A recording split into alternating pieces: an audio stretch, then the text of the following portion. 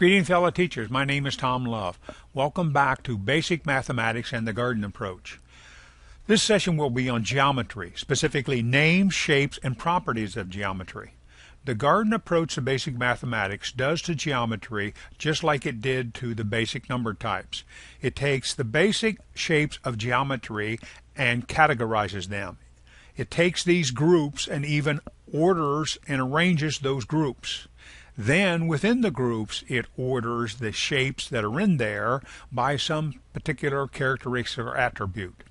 Thus the students see a very well organized view of geometry, which will enable them to achieve success and confidence in geometry just like they did in number types.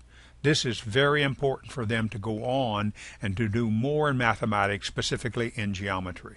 Let's take a look at these names, shapes, and properties of geometry. Now, the garden approach by its organization allows much to be learned. It actually uses the skills of classify and categorize, and of course order, putting not only the groups in order, but the shapes within a group in order supports learning. Now, the two basic lines of geometry are horizontal and vertical. Horizontal lines basically are like the horizon, vertical lines are like a vertical flagpole. But properties of lines would be they are unending and infinite and certainly not curved or broken. Geometry only studies straight lines. Two other lines that a lot of times have a misconception by many people. Many people tend to call these lines diagonals, and they get them confused with the line connecting up the corners of a square or rectangle. These are actually oblique lines, and if a line leans to the right, it is a positive oblique, and if it leans to the left, it is a negative oblique.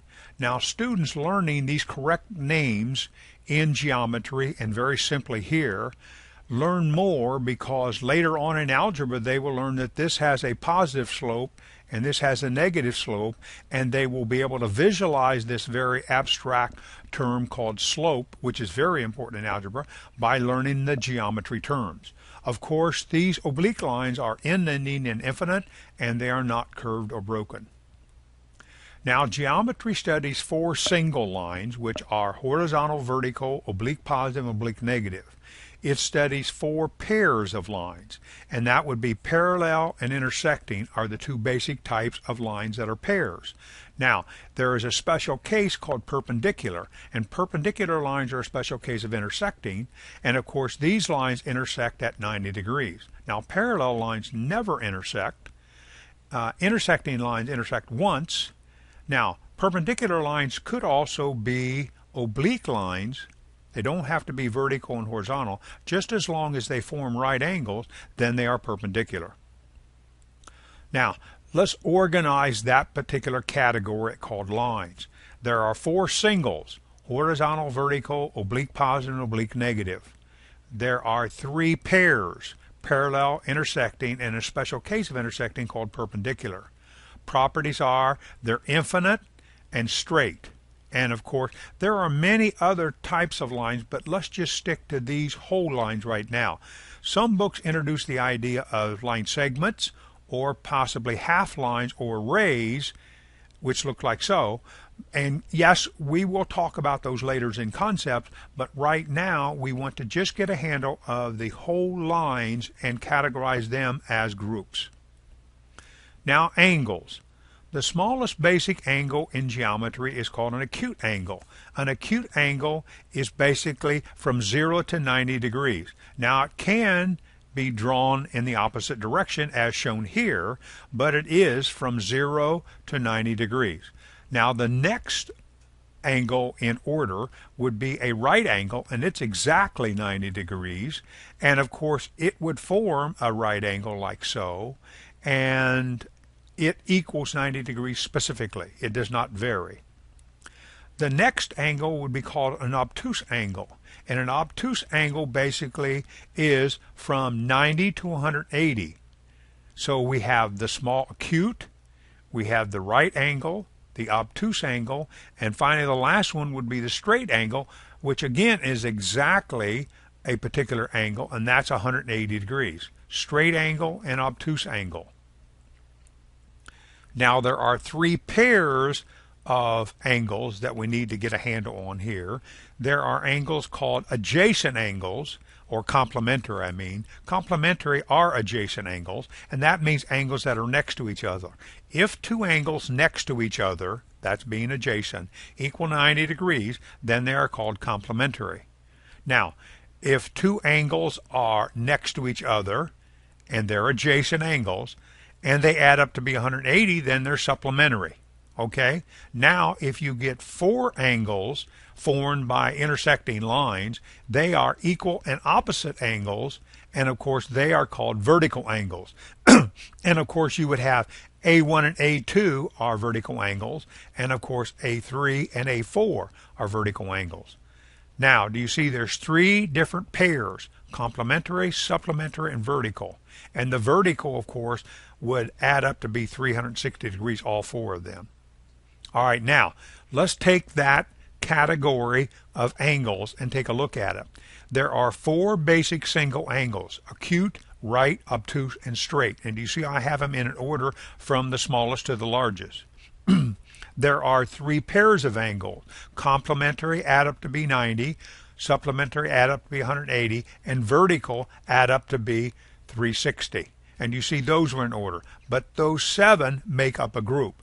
Angles are from 0 to 180. That's all. Angles have an initial ray and a terminal ray.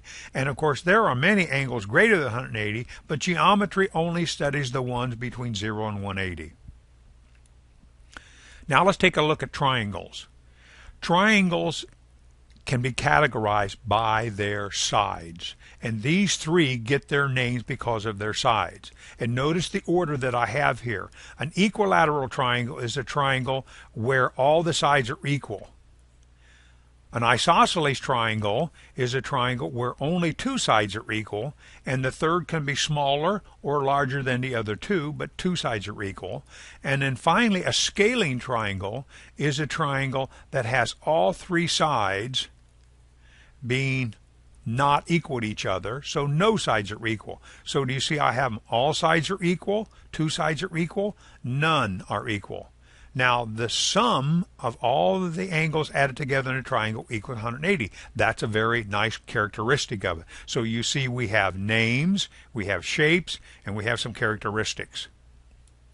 Now, the other group of triangles get their names because of the angles they have them. An acute triangle is a triangle where all the angles inside are acute angles.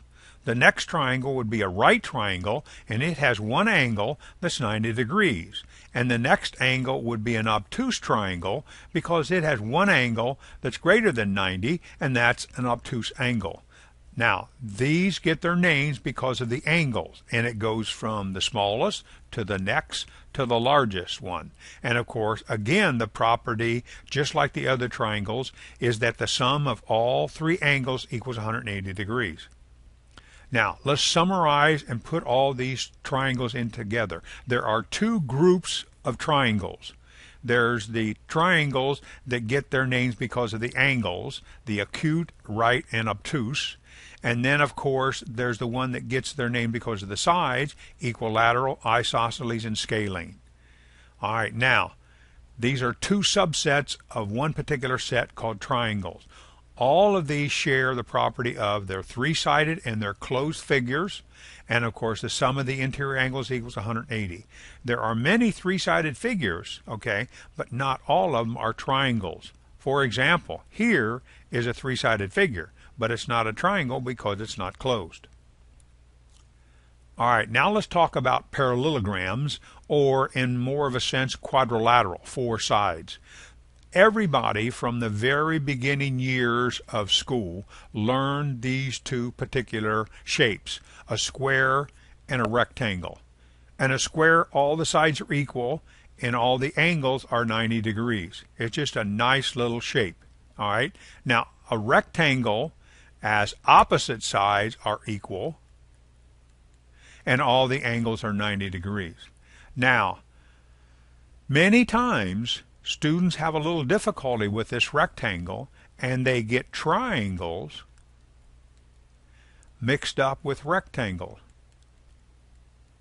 And you can see the words themselves lead somebody to getting confused with them. So we need to have the students draw these shapes and write down the names of them to get this difference embedded in their minds. Now, when the sides are parallel, they are called parallelograms. And of course, the opposite sides and the angles are all equal. Now, the next two shapes are really neat because all we do is take the square and the rectangle and lean them over. And you see that this particular rhombus is nothing more than a square that's leaning over. Now, the next one is actually a rhomboid, and it's a rectangle leaning over. Now, many particular books call this shape a parallelogram. But in fact, all four of these shapes are parallelogram. A square, a rectangle, a rhombus, and a rhomboid are parallelograms. This rhomboid, if you doubt its existence, I suggest a particular place that is just super to find out things. Go to a dictionary on the World Wide Web called One Look Dictionary. Put in the word rhomboid. You'll probably find 20 to 30 dictionaries that actually explain the word rhomboid. And it is a parallelogram, and it is a leaning over rectangle. All right. Now, on these particular parallelograms, the opposite sides are equal, and the opposite angles are equal. The angles are not equal 180. There's two small ones here, and two large ones here. Two small ones here, and two large ones here. Now, the opposite ones are equal, just like the opposite sides.